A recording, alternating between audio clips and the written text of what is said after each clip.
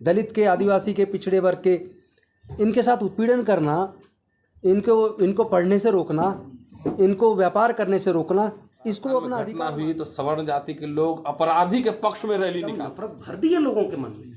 अब कोई भी घटना हो, अगर कोई हिंसा करने वाला व्यक्ति मुसलमान है तो पूरा देश अलग ट्रीट करेगा, और अगर कोई सवर्ण है, बड़ा सवाल है जिन्होंने रेप किए और हत्याएं की, उनको छोड़ने के बाद माला पहना के मिठाई खिलाना, आखिर ये लोग देश के लोगों को, दुनिया को क्या दिखाना चाहते हैं? आरएसएस का शस्त्र पूजन होता है, लाठी लेके जो वहाँ पे ट्रेनिंग चलता है, आखिर वो लाठी और शस्त्र पूजा किसके लिए, किसको डराने? नए रूप में कैसे इस्तेमाल करें, यानी वो एक आइडिया ऑफ इंडिया एक वेग टर्म है जिसे बनना है। बाबा साहब कहते हैं कि राष्ट्र है नहीं, राष्ट्र बनने की प्रक्रिया में है।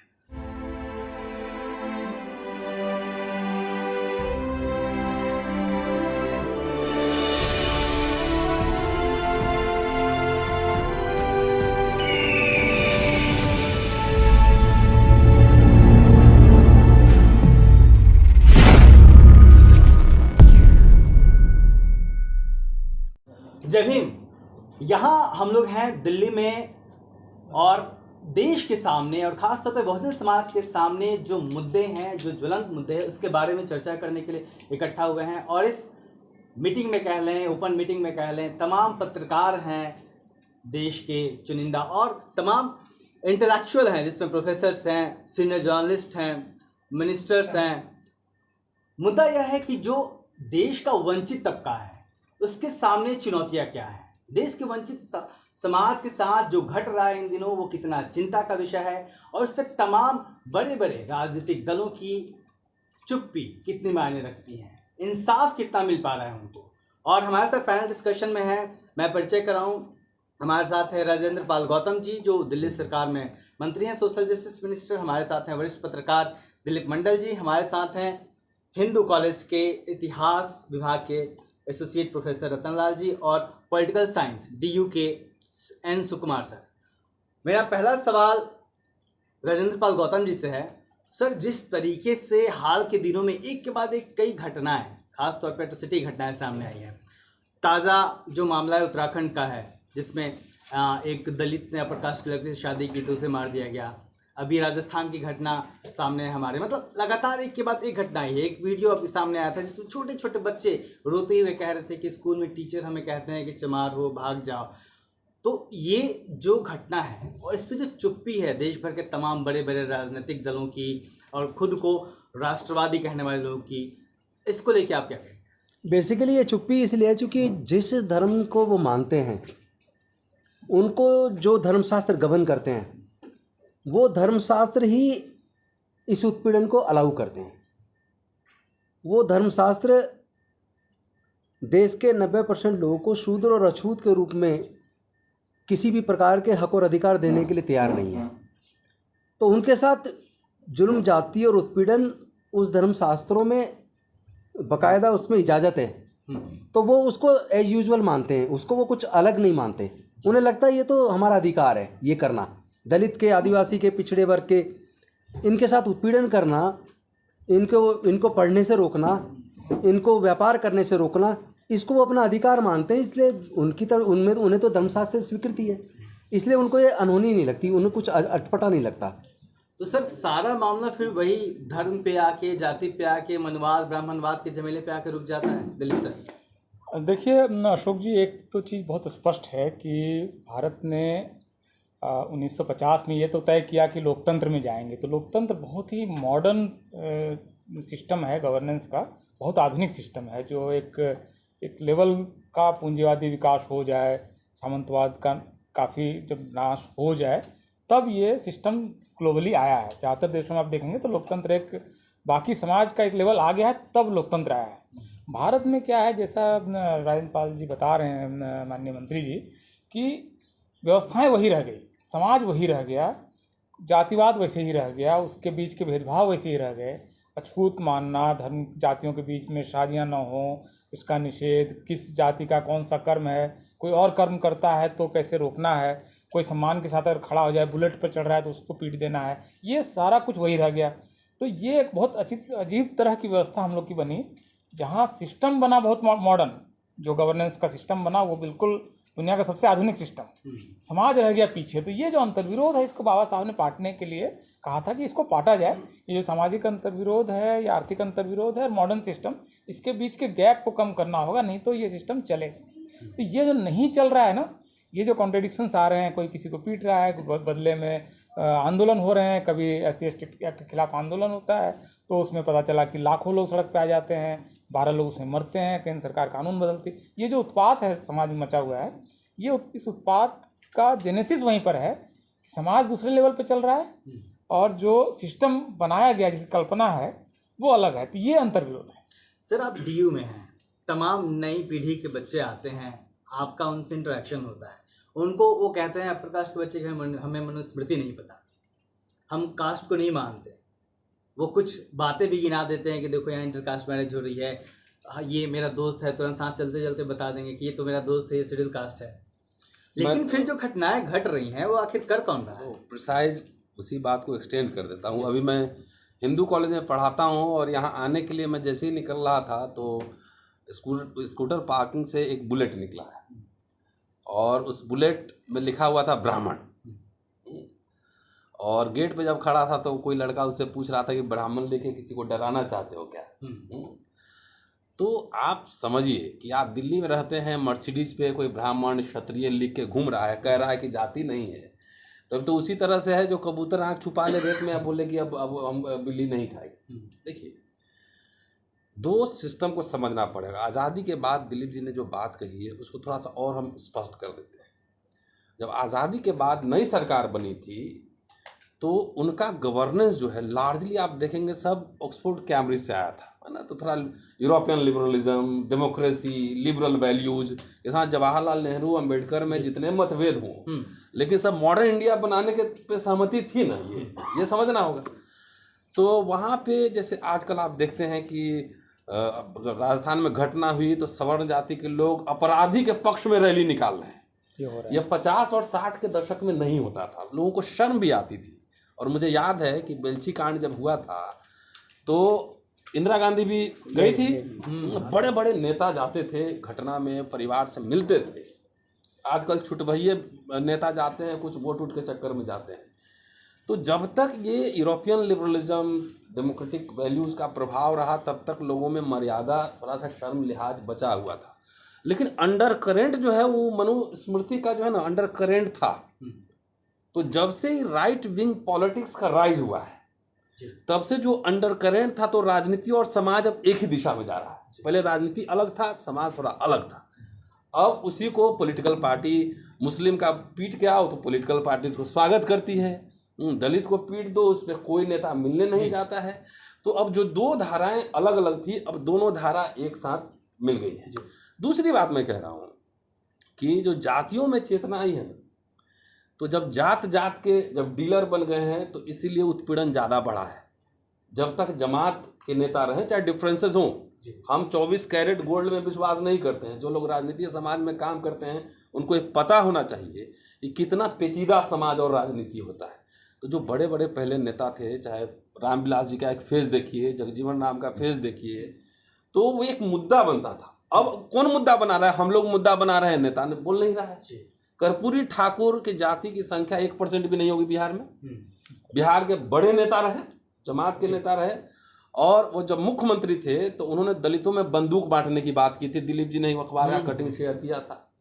बीपी मंडल जो कि मंडल कमीशन के अध्यक्ष थे और बिहार के मुख्यमंत्री भी रहे, जब वो मुख्यमंत्री बने तो वहाँ पे एक पंडित जी MLA थे, उन्होंने कहा कि उस समय बरौनी से तेल पेट्रोल रिस्क जो है गंगा में गया तो आग लग गया, तो बोला शूद्र मुख्यमंत्री बनेगा तो गंगा में आग ही लगेगा ना। बीपी मंडल जी। तो उन्होंने दलितों के पक्ष में विधानसभा में बहस होती थी। अब राजनीति का स्तर जैसे जैसे गिरा है, समाज भी इसमें जात जात का नेता बना रहा है। सर, राजनीति की बात हो रही है, सुकुमार सर मैं आप पे आऊँगा। मुझे 15 अगस्त याद आ रहा है। लाल किले की प्राचीर से प्रधानमंत्री महिला उत्थान की बातें करते हैं। वो यहाँ तक कहते हैं कि महिलाओं के लिए अब शब्दों के प्रयोग होते हैं, मतलब छोटी छोटी बातें जो हम लोग गली मोहल्लों में करते हैं वो नहीं होने चाहिए। लेकिन कुछ घंटे बाद बिल्किस बानो के आरोपी छोड़ दिए जाते हैं, उसी गुजरात में जहाँ पे भाजपा की सरकार है। और उस पे जिन जजों ने फैसला सुनाया था वो तक आश्चर्य जताते हैं कि ये कैसे हो गया। देखिए उसके बाद उनका स्वागत होता है। ये स्थिति कितनी खतरनाक है, और क्या जो पॉलिटिकल पार्टी है उसने आंखें बंद कर ली है, जो कुछ इस तरह के विचारधारा के लोग हैं। जैसे वो रतन जी बोल रहा था, हम ये समझना है ये जो राजनीति का भाषण वो जो भाषण देते हैं वो एक अलग चीज़ है। वही राजनीति जो चला रहा है, वही राजनीति का जो लोग जो है वो वेलकम कर रहा है वो जो रेपिस्ट लोगों को। ये तो बहुत खतरा है, एक ट्रेंड बन जाएगा अभी कि शायद या दलित लोगों का ऊपर हमला हो या कोई माइनॉरिटी लोगों का ऊपर जो हमला हो, तो ये खासकर महिला लोगों का ऊपर जो ये हमला हो रहा है, आप लोग वायलेंस को जस्टिफाई कर रहा है बाय वेलकमिंग, वो जो उन लोगों को वेलकम करने में वायलेंस को जस्टिफाई कर रहा है। ये वायलेंस का मुद्दा रूट काज कहाँ पे है? ये जो रूट काज जो है रेप करना गलत नहीं है, जो एक बहुत पॉलिटिकल थिंकर मान के चल रहा है, जो राजनीति थॉट प्रोसेस को उन लोगों का वो जो महापुरुष वो लोग सोच रहा है, वो लोग बोल रहा है रेप, वो लोग बताया रेप करना गलत नहीं है। तो ये भी वो जो सावरकर ने जो बताया, नाम क्यों छुपाना है, सबको पता ही है, ठीक है। तो ये जो रेप करने वाले को वेलकम करना, पिटाई किया जो उन लोगों को वेलकम करना, सपोर्ट करना, एक तरह से एक आइडेंटिटी पॉलिटिक्स में डिवीजन लेके आके सबको एक एक दिशा में, मतलब जहाँ जहाँ हम लोग पीड़ित लोग यूनाइट हो रहा है उनको अलग अलग कर रहा है। ये राजनीति ये बिल्कुल अच्छा नहीं है देश के लिए। डेमोक्रेटिक पॉलिटिक्स जो करना या स्पेस जो देना सब लोगों को, ये बहुत खतरा है, ये बहुत खतरा है। लक्ष्मण यादव जी जुड़ गए हैं इस कड़ी में, और लक्ष्मण जी से मैं अपना सवाल पूछने के बाद बाकी हमारे जो साथी पत्रकार हैं उनके भी सवाल लूँगा, तो आप लोग इधर दे देंगे। लक्ष्मण जी, बिल्किस बानो वाला मुद्दा मैं आपसे भी पूछ रहा हूँ। दूसरी चीज़ की जिस तरीके से राजस्थान की बात कही रतनलाल सर ने कि वहाँ पे जो जिनके ऊपर आरोप था उनके पक्ष में पंचायतें हुई, तो बहुजन समाज एक साथ खड़ा नहीं होता। लेकिन जो जालिम समाज है, सर ने कहा छुपाएं क्यों, सीधे सीधे नाम है, जो जालिम समाज है, जो जातिवादी गुंडे हैं, मैं कहता हूँ अक्सर, तो ये एक साथ उनके समाज के लोग गलत है तो भी खड़े हो रहे हैं। ये स्थिति कितनी चिंताजनक है और हमें इसको कैसे काउंटर करना होगा? शुक्रिया इस सवाल के लिए, और बहुत गंभीर सवाल असल में यही है। मुझे लग रहा है कि इस समय बहुजन समाज के बीच और ख़ासकर नौजवानों के बीच दो तरह की स्थितियां देख पा रहा हूं मैं। एक स्थिति ये है कि वो कम शिक्षित जागरूक होने के चलते या रोज़गार न मिलने के चलते जो सत्ता कह रही है, जो खबरें वहाँ से प्रायोजित की जाती हैं वो उन्हें मान करके उन्हीं के पक्ष में खड़ा है, जिसकी वजह से वो लोग शासन कर रहे हैं। लेकिन उसी समाज के बीच से नौजवानों की एक नई पीढ़ी भी आई है जो थोड़ा चेतना संपन्न हो रही है, पढ़ रही है, समझ रही है, और वो अपने हिस्ट्री को क्लेम कर रही है। तो इसलिए नौजवानों के बीच दो तरह की चीज़ें, मैं एक तरफ चुनौती देख रहा हूँ और दूसरी तरफ रास्ता। अब पूरे समाज को अगर हम एक प्रयोगशाला के तौर पर देखें तो निश्चित रूप से हमारी चिंता केवल राजनीति की नहीं होनी चाहिए। राजनीति प्रमुख इसलिए होती है क्योंकि एक दस्तखत से बहुत कुछ बदल जाता है, लेकिन सामाजिक और सांस्कृतिक विमर्श जो था, जो आइडिया ऑफ इंडिया का विमर्श था, जो बहुत लंबे समय से चला आ रहा था, उसकी ज़मीन पर हमने नागरिक तैयार नहीं किए। और 75 साल में जो काम और ज़्यादा होना चाहिए था, ये जो नागरिक तैयार करने का, यानी आरक्षण की एक समझदारी हो, हिंदू मुस्लिम या धार्मिक मसलों की एक समझदारी हो, जाति व्यवस्था क्या है, कैसे काम करती है, इसकी एक समझदारी हो। जाति के ऊपर जो समझदारी जाति की वंचना के शिकार लोगों में है, वो समझदारी जाति के नाम पर प्रिविलेज लोगों में नहीं है। ऐसे मैं तो अपनी कक्षाओं में कई अक्सर एक प्रयोग करता हूँ। आरक्षण पर जब राय लेते हैं तो लाभार्थी समूह या सजग समूह ही है, बाकी एक तबका है जो अपनी जाति की वजह से कहता है कि नहीं, ये गलत सिस्टम है। और सर ने जिसका नाम लिया गोलवलकर, जो सावरकर, और गोलवलकर उन्हीं की परंपरा में है। जो फिलॉसफी 1940 की बंच ऑफ थॉट की है, वही फिलॉसफी आज के नागरिकों की भी है। यानी हम उस आइडिया ऑफ इंडिया को आगे नहीं बढ़ा। तो मेरी चिंता ये है कि सारी चुनौतियां इस बात की हैं कि हमने नागरिक तैयार नहीं किए, जो जाति, धर्म, और इसीलिए सांप्रदायिकता फैलती जा रही है। आपने एकदम नफरत भर दी है लोगों के मन में। अब कोई भी घटना हो, अगर कोई हिंसा करने वाला व्यक्ति मुसलमान है तो पूरा देश अलग ट्रीट करेगा, और अगर कोई सवर्ण है तो अलग ट्रीट करेगा। सवर्ण के पक्ष में रैलियां होंगी, और अगर वो व्यक्ति मुसलमान है तो पूरी मुस्लिम कौम को कहा जाएगा कि ये गद्दार है। इसलिए ये ज़्यादा बड़ा खतरा इस पूरे राष्ट्र के निर्माण का। जी सर, एक दिलीप सर मैं आपके पास आऊँगा, फिर राजेंद्र पाल सर के पास आऊँगा। जिन्होंने कहा कि मुस्लिम कौम एक आदमी करे, तो दिलीप मंडल जब इंडिया टुडे के एडिटर होते हैं तो वो देश के पत्रकार होते हैं, वो अच्छे पत्रकार होते हैं। अशोक दास जब अमर उजाला या फिर किसी और के लिए लिखते हैं तो देश के लिए लिखते हैं। लेकिन जब हम और आप उन बातों को उठाने लगते हैं जिसकी बातें नहीं होती मीडिया में, तो हम जातिवादी क्यों हो जाते हैं? ये आपको लेके तो कैंपेन भी चल गया था। नहीं, ये एक्चुअली देखिए समस्या ये है कि जो आइडिया ऑफ इंडिया जिसकी बात आप भी कर रहे थे और लोग भी कह रहे हैं, उसमें असल में एक बुनियादी समस्या ये है कि उसका जो जेनेसिस है, उसका जो ओरिजिन है, उसको जो ड्राइविंग फोर्स है, वहाँ से वो जिस तरह से इवॉल्व हुआ, उसके अंदर ये समस्या है कि क्या नेशनल है। तो हिंदी लैंग्वेज नेशनल है, शाकाहारी खाना नेशनल है, इसलिए अगर एक अंतर्राष्ट्रीय कोई सम्मेलन भारत सरकार कराएगी तो उसमें शाकाहारी खाना होगा। अगर कोई किसी चीज़ का उद्घाटन होना है तो उसमें नारियल फोड़ा जाएगा। तो क्या नेशनल है? जैसे वो फिल्में हैं तो उसके शुरू में कुछ लोग आमतौर पर जो बोलते हैं, तो ये सब नेशनल है। और बाकी जो कुछ जो दरअसल बड़ी आबादी वो 80, 85, 90% तक हो सकती है, उसका कल्चर, जैसे कर्नाटक में एक वो कहा गया कि 2 दिन तक शाकाहार रहेगा क्योंकि गणेश चतुर्थी है, जबकि कर्नाटक लगभग 80 से 85% मांसाहारी है। ये आपको नेशनल सर्वे बता रहा है।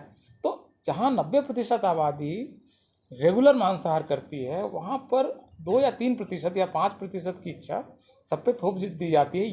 ये नेशनल है असल में। वहाँ पर वो 3% लोगों की जो इच्छा है वो आज की तारीख में एयर इंडिया का फूड है, वही शाकाहारी फूड वो देते हैं। तो ये समस्या है। बल्कि मैं एक दूसरे चीज़ की तरफ आपका इशारा करना चाहूँगा, जहाँ से आपका प्रश्न आया था कि ये समस्याएं क्यों आ रही हैं इस समय ज़्यादा, जो उत्पीड़न की घटना है जिसको लेकर मंत्री महोदय ने ये सारा डिस्कशन ऑर्गेनाइज कराया है। तो उत्पीड़न की घटनाएं, मुझे ये लगता है कि देखिए चीज़ें रॉन्गली सेटल्ड थी कि गांव में एक सामंत होगा, उसके यहाँ लोग मुफ्त में काम करेंगे, फिर उनको मुफ्त में जाके सेवा करेंगे, ना उनका बाल काट देगा। ये मुफ्त की सेवा और ये सब कि वो पढ़ेंगे नहीं, गाली करेंगे, उनके घर की औरतें उठा लेंगे, ये सब एक नॉर्मल था, ये नॉर्मल था। तो ये जो सेटल्ड था ये रॉन्गली सेटल्ड था। तो बाबा साहब जैसे कहते हैं कि जो रॉन्गली सेटल्ड है उनको अनसेटल करना पड़ेगा। अनसेटल हो रहा है इस समय। आप यूनिवर्सिटी में लक्ष्मण साहब, आज की तारीख में डिबेट सिर्फ इसलिए है क्योंकि SC ST OBC के स्टूडेंट पहुंच गए हैं। सुकुमार सर, ये स्टूडेंट अगर नहीं पहुंचते तो ये डिबेट कहाँ। रोहित वेमुला का मामला इसलिए आया क्योंकि रोहित वेमुला PhD करने पहुंच गया।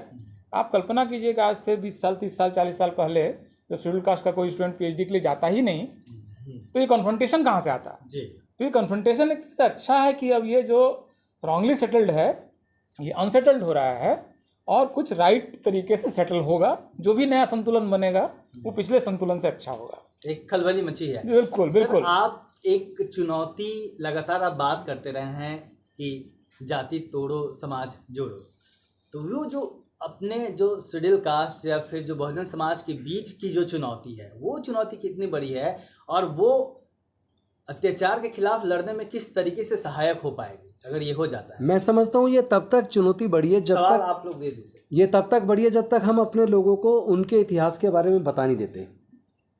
मैं हिस्ट्री का स्टूडेंट रहा हूँ, दिल्ली यूनिवर्सिटी से पढ़ा हूँ और Delhi university campus law centre से लॉ किया। तो मैं अपने अध्ययन के बेस पे ये इस बात के प्रति पूरी तरह से आश्वस्त हूँ कि अब से 4000 साल पहले दुनिया में ना कोई धर्म था ना कोई जाति थी जी। तो जाति किसने बनाई, ये सवाल महत्वपूर्ण है। जाति बनने से किसको फ़ायदा हुआ और किसको नुकसान हुआ, ये सवाल महत्वपूर्ण है। अगर हम अपने इसको पूरी रिसर्च करें तो हम पाएंगे कि 5% लोगों को जाति के होने से फ़ायदा हुआ और 95% लोगों को किसी न किसी रूप में जाति की वजह से नुकसान हुआ, और 90% लोगों को तो भयंकर नुकसान हुआ। तो जिस दिन 90% लोगों को ये बात समझ में आ जाए कि दुनिया में जाति अमेरिका में नहीं है, चाइना में नहीं है, जापान में नहीं है, रसिया में नहीं है, ऑस्ट्रेलिया में नहीं है, न्यूजीलैंड में नहीं है, पूरी दुनिया में जाति नहीं है, भारत में क्यों है, और बनाई किसने और फ़ायदा किसको, नुकसान किसको हुआ। जिस दिन ये बात हम अपने लोगों को समझाने में कामयाब हो गए, उस दिन 90% लोग जातियों को ख़त्म कर देंगे। इसीलिए हमने ये नारा दिया, जाति छोड़ो समाज जोड़ो। क्योंकि जाति कुदरत की बनाई हुई नहीं है, नेचुरल नहीं है, वो चालाक इंसानों ने बनाई है। कुदरत की बात होती तो सारी दुनिया में होती, अगर ईश्वर की इच्छा होती सब जगह होता है। जी रतनलाल सर, बिल्किस बानो का जिक्र किया हमने, किस तरीके मैं से इस पे एक बात, मैं बिल्किस बानो वाले पे बोलना चाहूँगा। मतलब इस घटना से शर्मसार हो जाता, दिल दुखता है। मतलब रेप किसी भी के साथ हत्या हुई है, रेप हुआ है, हत्याएं हुई हैं, और उसमें हत्यारों को, रेप करने वालों को सजा हुई है।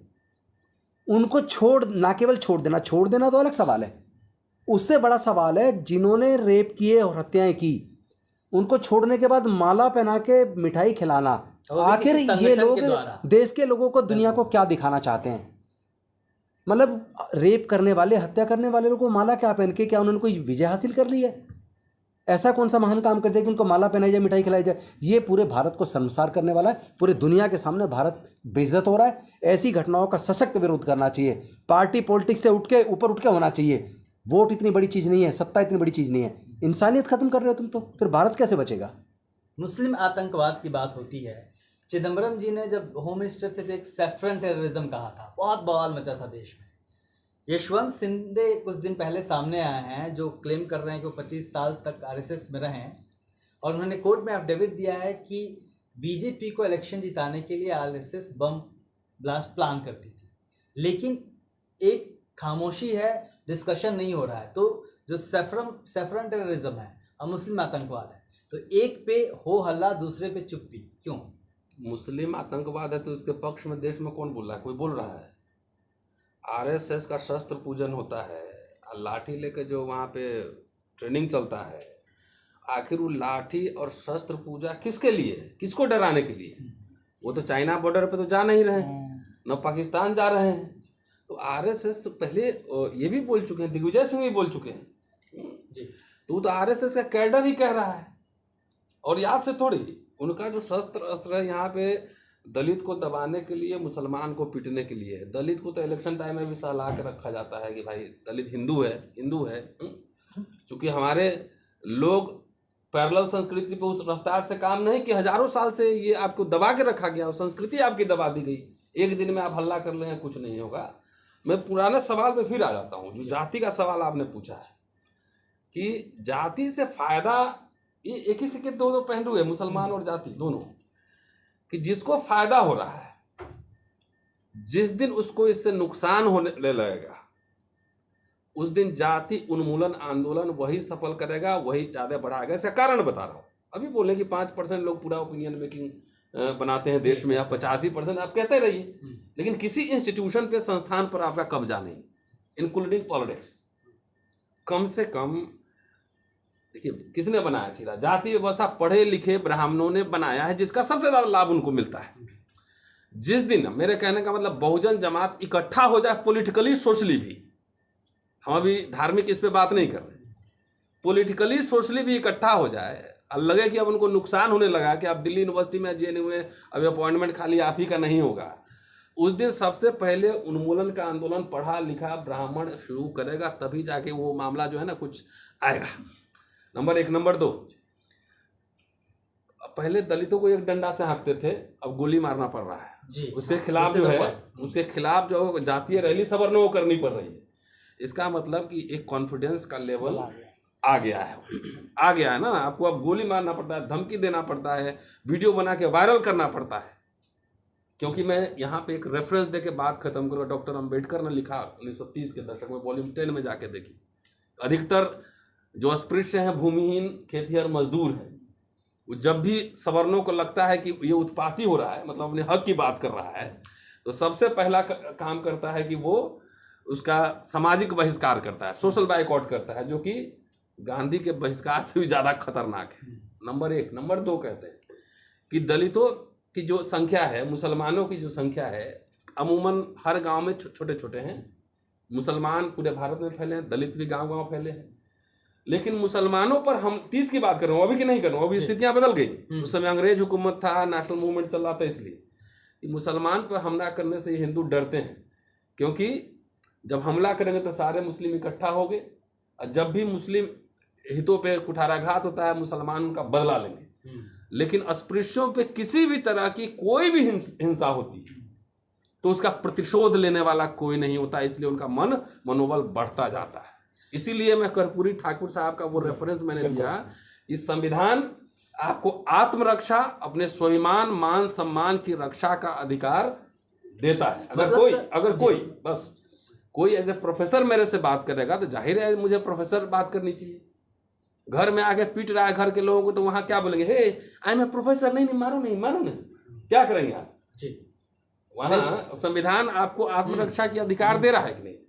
तो जो कॉन्फिडेंस का लेवल बिल्डअप हुआ है उसको मुझे लगता है 2 कदम और पुश करने की जरूरत। मतलब इसको ऐसे समझा जा सकता है कि कोई भी अपर कास्ट या फिर कोई भी उसी को मारता है या फिर प्रताड़ित करता है जिससे उसको लगता है कि वो रिएक्ट नहीं करेगा, और शायद यही वजह है। निश्चित। लक्ष्मण जी, एक बड़ा सवाल इसमें यह भी है, 85% की बात कह रहे हैं हम लोग, बहुजन समाज की बात कह रहे हैं। बहुजन समाज क्या छलावा है अभी तक, या फिर वो बन रहा है तो कितना बन पाया है? क्योंकि जो दलितों पे अत्याचार की घटनाएं होती हैं उसमें कहीं ना कहीं पिछड़ी जातियों के भी बहुत सारे लोग शामिल होते हैं, ये आंकड़े बताते हैं। एक तो ये कितना बड़ा चुनौती है समाज के बीच में, और दूसरा इससे कैसे निपटा जाए। जो अदर जातियां हैं, पिछड़े समाज की मजबूत जातियां जो दलितों पे अत्याचार करती हैं, वो उनको कैसे समझाएंगे आप? बिल्कुल, ये बहुत गंभीर और ज़रूरी सवाल है, क्योंकि और इस सवाल को पिछली टिप्पणी से जोड़ता हूँ मैं, जैसे आइडिया ऑफ इंडिया जो दिलीप सर ने और उसे एक्सप्लेन किया, वही बात है। असल में सबके जहन में एक आइडिया ऑफ इंडिया नहीं है, सबके मन का भारत, सबका राष्ट्र अलग अलग था। मतलब जो बहुत कमज़ोर लोग थे जाति के नाम पर, गरीबी के नाम पर, उनके जहन में कुछ और भारत था। उनके मन में भरोसा दिया गया था कि जब नया भारत बनेगा तो आपको भी न्याय मिलेगा। और जो लोग प्रिविलेज थे उन्होंने कहा कि नए भारत का हम नए रूप में कैसे इस्तेमाल करें। यानी वो एक आइडिया ऑफ इंडिया एक वेग टर्म है जिसे बनना है। बाबा साहब कहते हैं कि राष्ट्र है नहीं, राष्ट्र बनने की प्रक्रिया में है। उसी तरह से मैं मानता हूं कि बहुजन शब्द या बहुजन वैचारिकी, जिसके और भी कई शब्द हो सकते हैं इसी अर्थ के, जगदेव बाबू और तमाम लोगों ने श्रमजीवी कहा, चौधरी छोटू राम, सूर्यलाल पटेल, इन लोगों ने कमीरा कहा, बहुत सारे शब्द हैं, अर्जक कहा गया। यानी इसका मतलब ये कि वो बहुजन तबका, वह तबका जो जाति के नाम पर सामाजिक, आर्थिक या हर किस्म की वंचना का शिकार हुआ है, इसे एक आइडियोलॉजिकल फ्रेम में हम कहते हैं कि सबकी चूंकि वंचना एक जैसी है, एक आधार पर कास्ट बेस्ड है, और कास्ट बेस्ड डिस्क्रिमिनेशन ही इकोनॉमिक डिस्क्रिमिनेशन है, तो इसलिए उन सब का दर्द चूंकि एक है तो दवा एक है। इसलिए हम एक इसे ख्वाब की तरह देखते हैं। मेरी नज़र में बहुजन विचार, बहुजन शब्द एक ऐसा ख्वाब है जिसके पूरा होने में बहुत सारी बाधाएं हैं, लेकिन अगर इन सब की मुक्ति चाहिए तो उस ख्वाब को पूरा करना होगा। अब इस पे उदाहरण के रूप में मुझे लगता है कि ये बात बिल्कुल ठीक है कि जो मैंने बात कही कि 2 किस्म की चीज़ें हैं। हमारे ही लोग उनके साथ खड़े हैं जो शोषक है, हमारे ही लोग उसका प्रतिरोध भी कर रहे हैं। ये दोनों चीज़ें हमारे सामने हैं। अब हमारी जिम्मेदारी बतौर समाज क्या है? जो शोषक के पक्ष में खड़े हैं उसे इस बात के लिए जागरूक करना कि आप कैसे गलत हैं। अगर जब तक हम ये जिम्मेदारी नहीं निभा पाते तो हम केवल ये दोष नहीं दे सकते कि वो गलत हैं जो उनके खेमे में है। यही बात हर तबके पे लागू होती है। जो ओबीसी वाला सवाल आपने जोड़ा, ये बात उसी पर लागू होती है। जैसे ही जागरूकता आएगी, जैसे ही चेतना आएगी, जैसे ही हम एक नागरिक बोध पैदा करेंगे, मानवीय बोध कह लें उसे, वो अपने आप एक बड़ी एका बनाने में शुरुआत करेगा। और दूसरी तरफ जो लोग जागरूक हैं, जो लोग शोषक के साथ नहीं हैं, उन्हें अपनी एका बनाकर नज़ीर के तौर पर पेश करनी होगी। वो केवल चुनौती ये है कि एट्रोसिटीज़ के समय तो सब एक हो रहे हैं। वो मतलब मुझे कई बार लगता है कि वो एक एका बन गई है। यहाँ तक हम हैं, हम बहुत आगे आए हैं। 13 पॉइंट रोस्टर का आंदोलन हो, SC/ST एट्रोसिटी प्रिवेंशन एक्ट का आंदोलन हो, दोनों बार भारत बंद हुआ, वो एकाध दिखी बिना किसी राजनेता के, बिना किसी लीडरशिप के, वो एक समाज बोध था। मुझे लग रहा है वो जिम्मेदारी हमें निभानी है, जागरूक लोगों को, और जो नहीं, जो शोषक के पक्ष में खड़ा है वही ओबीसी जाति हो। अच्छा, आखिरी बात ये, उत्पादन संबंधों का जो रिश्ता है उसके चलते उन्हें इस्तेमाल भी तो किया जाता है। आपके खिलाफ आपके लोगों को इस्तेमाल करने से एक लंबे वक्त तक शोषण कायम रह सकता है। पूरा एजुकेशन पैटर्न इसलिए लाया गया ब्रिटिशर्स के द्वारा, उसका एक चेतना का प्रसार हुआ, वो हमारे लिए था, उनके लिए क्लर्क बनाने का था। तो उन्होंने जो पढ़ाई की तुरंत उस सिस्टम में फिट होने की, और उन्होंने उसका लाभ लिया। हमारे लोगों ने उसे लिबरेट करने में इस्तेमाल किया। हमारे लोगों को वो लिबरेशन चाहिए, फिर वो शोषण अपने आप खत्म। तो एन सुकुमार सर, जो लोग निकल के यूनिवर्सिटीज़ में पहुँचे हैं, जैसे लक्ष्मण यादव पहुँच गए, दिलीप सर बड़े पत्रकार हैं, आप हैं, रतनलाल जी हैं, सर हैं, तो इन जगहों पे जो हमारे समाज के लोग बैठे हुए हैं, उनकी जिम्मेदारी क्या है और उनकी भूमिका कितनी महत्वपूर्ण होगी इसमें, और कैसे पार्टिसिपेट कर सकते हैं एक करने में और चीज़ों से लड़ने में? इनके जिम्मेदारी बहुत ज़्यादा है, बहुत अलग अलग रूप से जिम्मेदारी लेना पड़ेगा। जैसे ये फर्स्ट जनरेशन जो लोग यूनिवर्सिटी स्पेसेस में जब 1990s में जो रिजर्वेशन इम्प्लीमेंटेशन करना शुरू किया, उसका पहले कभी भी नहीं थे। सब लोग, हम यहाँ पे बैठे सब लोग हम फर्स्ट जनरेशन लर्नर्स हैं।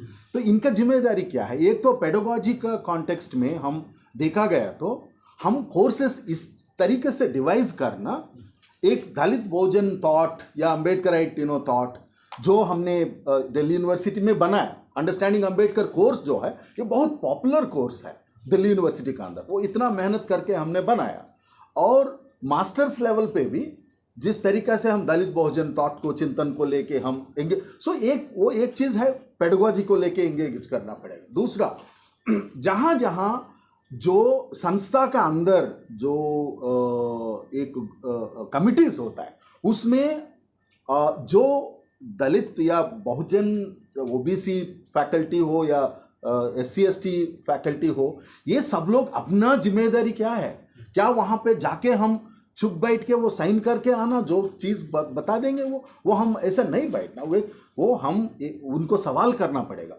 वहाँ पे जो डिस्क्रिमिनेशन होता है उनसे ये सवाल करना पड़ेगा, देखो हमारा बच्चे का खिलाफ आप लोग क्यों इस तरीके से कर रहे हैं, जो हम रिप्रेजेंट कर रहे हैं हमारा कम्युनिटी को। तो उस तरीके से संस्था का अंदर जितना भी कमिटीज़ हो उसमें हम शामिल होना बहुत ज़रूरी है। सवाल करना इंस्टीट्यूशन के साथ वो बहुत ज़रूरी है। और तीसरा इम्पॉर्टेंट जो है, एक कनेक्टिविटी बनना बहुत ज़रूरी है पूरा देश का अंदर।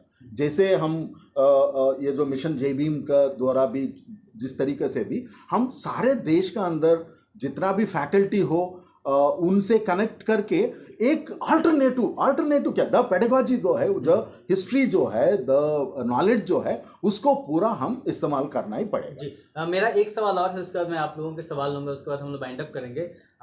उस सवाल के पूछे जाने तक जो सवाल आएंगे मैं उसको ले लूँगा। Dilip sir, social media expert हैं, अपने सर के पास एक गंभीर सवाल है उसके ऊपर अपना। सोशल मीडिया एक्सपर्ट हैं आप, जो लिखते हैं कहते हैं फर्क पड़ता है, मतलब पसीना आता है विपक्षियों को। तो इस तमाम लड़ाई में सोशल मीडिया कितना इम्पॉर्टेंट है, और जो हमारे बच्चे हैं, हमारे समाज के बच्चे हैं, उनको किस तरीके से इसको इस्तेमाल करना चाहिए ताकि वो फंसे भी ना और लड़ाई लड़ी भी जा सके?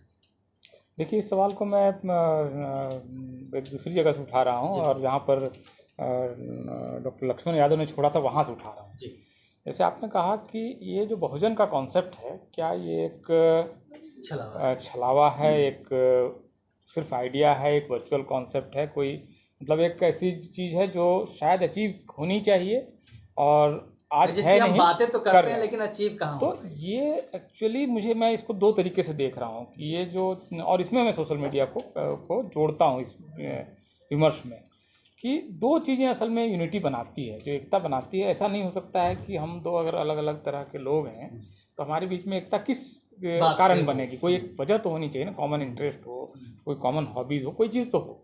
तो जो सामाजिक एकता है वंचितों की, वो दरअसल दो कारणों से बन सकती है।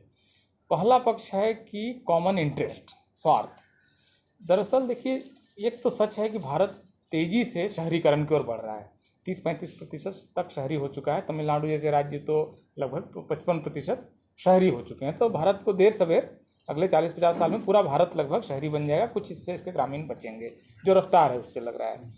तो शहरी स्पेस में कॉमन इंटरेस्ट आपको SC, ST और OBCs का मिल जाएगा, क्योंकि इंस्टीट्यूशंस में वो गायब है। किसी भी इंस्टीट्यूशन में देखिए, जुडिशरी, मीडिया, ब्यूरोक्रेसी, अच्छे हॉस्पिटल, अच्छे वकील, ये सारे चार्टर्ड अकाउंटेंट्स, ये सारे स्पेस में खाली है।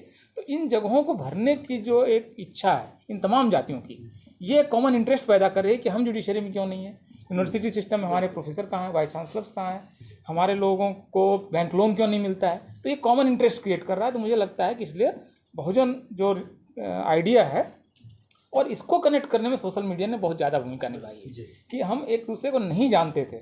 मैं जो बोलता था मुझे लगता था कहीं मैं पागल तो नहीं हूँ जो बोल रहा हूँ, मैं बोल रहा हूँ और मैं ही सोच रहा हूँ। लेकिन आज मैं जब बोलता हूँ और मुझे अगर 20,000 लोग उसको इंडोर्स कर रहे हैं तो मुझे लगता है 20,000 लोग मेरी तरह सोचने वाले हैं। मैं अकेला पागल अपने कमरे में नहीं सोच रहा हूँ। हम जो कह रहे हैं वो रेजोनेट कर रहा है, वो आवाज़ गूंज रही है, यूनिटी बन रही है। और दूसरी चीज़ तो एक तो कॉमन इंटरेस्ट, स्वार्थ इसको बोलते हैं, अगर नेगेटिव टर्म में इस्तेमाल करें तो स्वार्थ जो है वो जोड़ेगा बहुजनों को। जैसे दिल्ली यूनिवर्सिटी में अगर 82 कॉलेजेज हैं और एक भी अगर शेड्यूल कास्ट, शेड्यूल ट्राइब या OBC का प्रिंसिपल नहीं है, तो SC, ST, OBC के टीचर्स के बीच में इस मुद्दे पर यूनिटी बन सकती है कि प्रिंसिपल्स को एक काडर मान के इसके अंदर आप SC, ST, OBC रिजर्वेशन लागू कीजिए, 82 प्रिंसिपल को एक यूनिट मानिए। तो इस तरह की यूनिटीज़ बनेंगी, यही दिशा है आगे चल के। दूसरी चीज़ जो जोड़ेगी वो है न्याय का पक्ष। और इसमें क्या कोई जुल्म हो रहा है, कोई अन्याय हो रहा है, तो एक मानव के अंदर एक प्रवृत्ति होती है कि अन्याय जिनके प्रति हो रहा है उसके साथ पीड़ित के पक्ष में खड़ा होना।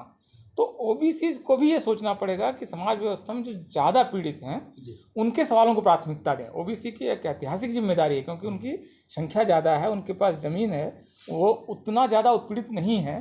तो अगर उनको इस फ्रेम के अंदर रहना है तो उनकी ऐतिहासिक जिम्मेदारी है कि न्याय का जब सवाल हो, OBC का व्यक्ति अगर दलित पर उत्पीड़न कर रहा है तो OBC इंटेलेक्चुअल के सामने ये प्रश्न होना ही नहीं चाहिए कि कहाँ खड़े हों।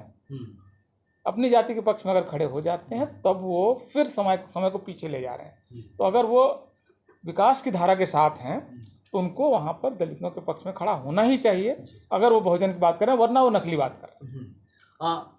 सर राजेंद्र पाल सर, एक सवाल आया है राहुल नागपाल जी का, बोल 85 चैनल है इनका, उनका पूछना है कि इन सारी समस्याओं का समाधान क्या है। ये सबसे बड़ा सवाल है। मुझे लगता है कि सबसे बड़ा समाधान एक दिखता है कि हम लोग अपने इतिहास को पढ़ें, अपने ओरिजिन को समझें, और इतिहास को जानने के बाद जब हमें समझ आ जाए, जैसे मैंने पहले दोहराया कि जाति प्रकृति ने नहीं बनाई, और हमारा जो दर्द है कि हमारे मुद्दे एक हैं, तो जिनके मुद्दे एक हैं वो अपनी समस्याओं के निदान के लिए तो एकजुट हों। और दूसरा, मैं जो बार बार बोलता हूँ, हमें व्यक्ति को मजबूत नहीं करना चाहिए, हमें विचारधारा को मजबूत करना चाहिए। जब आप राजेंद्र गौतम को मजबूत करोगे तो राजेंद्र गौतम मजबूत होगा। राजेंद्र गौतम मर सकता है, बीमार हो सकता है, बिक सकता है, वो समाज का गद्दार हो सकता है, लेकिन अगर आपने गौतम को मजबूत करने के बाद विचारधारा को मजबूत किया तो विचारधारा कभी नहीं मरती, विचार कभी नहीं मरता, चलते रहे, वो चलता रहता, सतत प्रक्रिया है।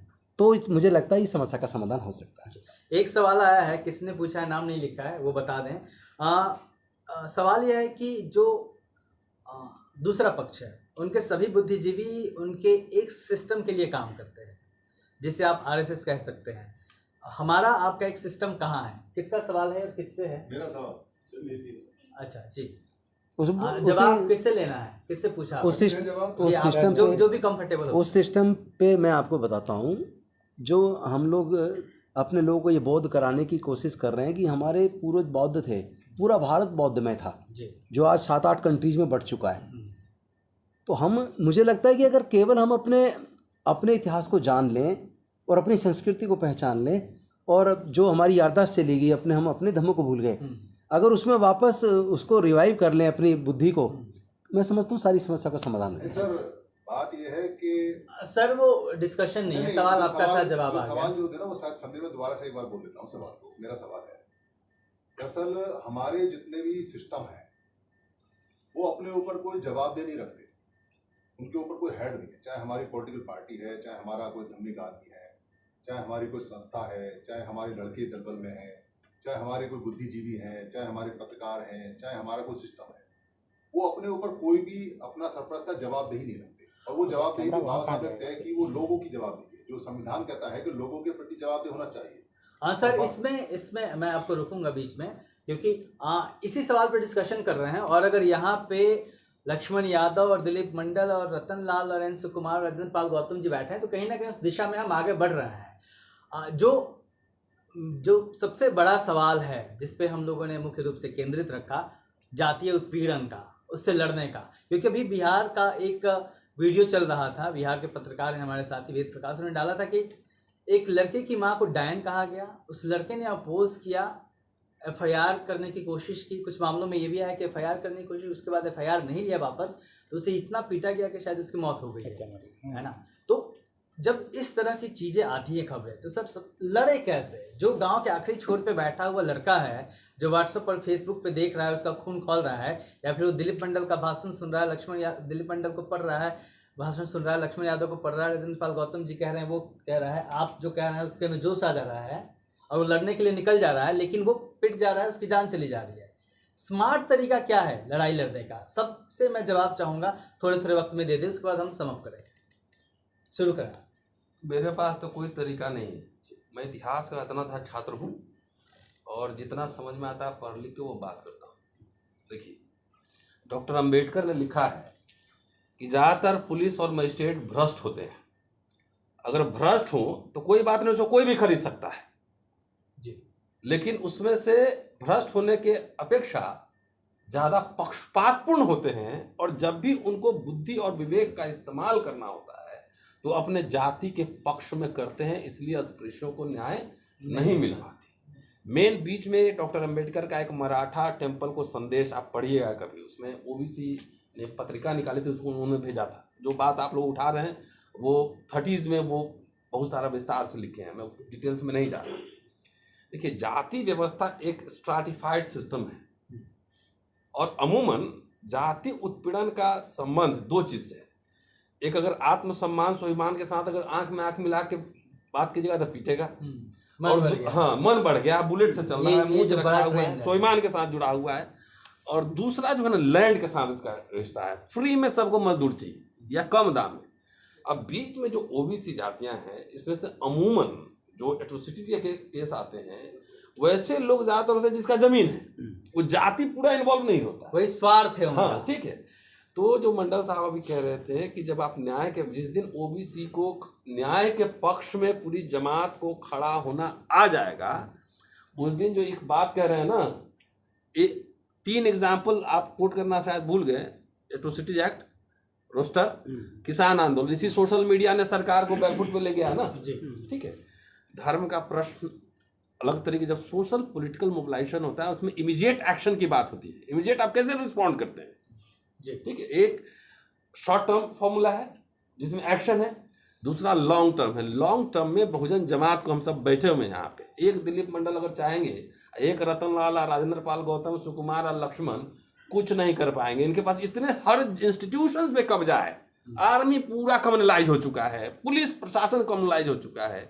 मेरा ये कहना है कि शॉर्ट टर्म तो आपको एक्शन में आना पड़ेगा, आप सब हैं। लॉन्ग टर्म में आपके पास प्रोफेशनल इकोनॉमिस्ट नहीं है, डिफेंस स्ट्रेटजी पे बात करने के लिए बहुजन ही में से बुला लो, नहीं आदमी है। तो लार्ज नंबर ऑफ इंटेलेक्चुअल्स, आपको बुद्धिज्म पढ़ने के लिए, आप बार बार हिस्ट्री की बात कर रहे हैं। भारत में 5 प्रोफेशनल हिस्टोरियन नहीं है, जिसको देखिए सब हिस्ट्री पढ़ने लगता है, हिस्ट्री पढ़ाने लगता है। हिस्ट्री का काम प्रोफेशनल हिस्टोरियन करेगा, पॉलिटिकल साइंस का काम प्रोफेशनल करेगा। इसलिए मुझे लगता है कि जो मिडिल क्लास, एक बड़ा मिडिल क्लास है, उसकी जिम्मेदारी भी है कि वो लार्ज नंबर ऑफ इंटेलेक्चुअल्स पैदा करे और इसके लिए फॉरेन स्कॉलरशिप शुरू करें। दिलीप मंडल से देखिए, ये जरूर है कि इस बीच में उत्पीड़न की घटनाएं बढ़ी हैं, इसको लेकर कोई शक नहीं है, लेकिन ये भी है कि उनकी रिपोर्टिंग भी बढ़ी है। दरअसल इस तरह की घटनाएं जब हो रही हैं तब उसको लेकर रेजिस्टेंस है। मतलब आप कल्पना कीजिए, मैं सोच रहा हूँ कि 20 साल पहले क्या जालौर जैसी घटना होती तो क्या इतने धरना प्रदर्शन पूरे देश में, बेंगलुरु में, न्यूयॉर्क सिटी तक में प्रोटेस्ट हो रहा है। आज की तारीख में एक रोहित वेमुला की घटना होती है तो देश में कम से कम 50-60 यूनिवर्सिटीज़ में प्रोटेस्ट हो जाता है, यूनिवर्सिटी बंद हो जाती है। और लोग बिन बुलाए तो हाँ, तो ये एक्चुअली नई चीज़ है इसके लिए कास्ट सिस्टम शायद तैयार भी नहीं था, इसलिए उन्होंने कभी भी कम्युनिकेशन सिस्टम नहीं दिया सर। मनुस्मृति जो आपको जब निषेध करती है कि आप नहीं पढ़ेंगे और नहीं लिखेंगे, ये एक्चुअली आपके कम्युनिकेशन सिस्टम को वहाँ पर वो कर्व किया गया था, ये एक्चुअली खुल गया है। अब अचानक चूँकि चर्चाएँ होने लगी हैं, कठिन है और रेजिस्टेंस होगा तो एक इनिशियल वायलेंस का एक फेज भी आएगा जो आ रहा है इस समय, लेकिन वही है कि रॉन्गली सेटल्ड है वो नए ढंग से सेटल होगा। और इसमें एक चीज़ बहुत महत्वपूर्ण मंत्री साहब जी कह रहे हैं कि एक आपको अपनी पुरानी ग्लोरी को भी फिर से याद करना पड़ेगा कि हमेशा ऐसा नहीं था, हमेशा ऐसा नहीं था कि आदमी अलग अलग जातियों में पैदा हो रहा था। ये बहुत आर्टिफिशियल और न्यू कंस्ट्रक्ट है, तो चूंकि आर्टिफिशियल और न्यू कंस्ट्रक्ट है तो इसको नष्ट किया जा सकता है। बनाया गया है तो इसको नष्ट किया जो चीज़ बनाई जा सकती है उसको नष्ट किया जा सकता है। तो कास्ट सिस्टम अगर कुछ जातियों ने अपने फायदे के लिए उसका सृजन किया तो जो इसके लाभार्थी नहीं हैं वो एकजुट होकर इसको नष्ट भी कर सकते हैं। ये एक्चुअली एक फिलोसॉफिकल मोरल विश्वास अपने ऊपर होना चाहिए कि इसको नष्ट किया जा सकता है, क्योंकि न तो ये ईश्वरीय है, न ये मोरल है, न ये न्यायिक है। तो इसका होना अपने आप में ही मतलब एक व्यतिक्रम है, एक धारा के विपरीत है, अन्याय है। तो इसका नष्ट हो जाना चाहिए और दुनिया इसी दिशा में चलेगी, ऐसा मुझे लगता है। सर राजेंद्र पाल सर, मैं बिल्कुल सहमत हूँ इस बात से और इसी काम में हम लगे भी हैं। क्योंकि जैसा मैंने पहले कहा कि आज ये जो जिसको हम ब्राह्मणवाद बोलते हैं, बेसिकली एक व्यवस्था है ये जो ऊंच नीच पर आधारित है। इस व्यवस्था को शूद्रों ने और अछूतों ने भी अपना लिया, उन्होंने भी अपने अंदर उस ब्राह्मणवाद को पाल लिया, वो भी एक दूसरे से जातिवाद कर रहे हैं।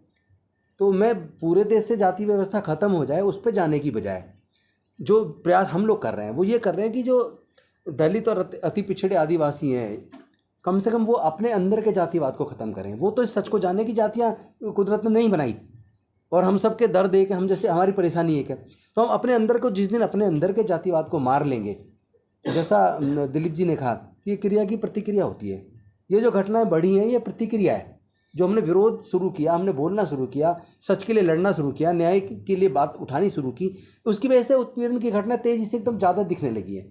लेकिन ये दिख रही हैं तो ये ख़त्म भी होंगी। अल्टीमेट हमें जीत के लिए जो सबसे बड़ा अच्छा मंत्र मुझे लगता है वो ये है कि हम अपने अंदर के जातिवाद को पहले ख़त्म करें और व्यक्ति को नहीं, विचारधारा को मजबूत करें। सुकुमार सर, थैंक यू। आपका कमेंट। 3 चीज़ बहुत इम्पॉर्टेंट है जी।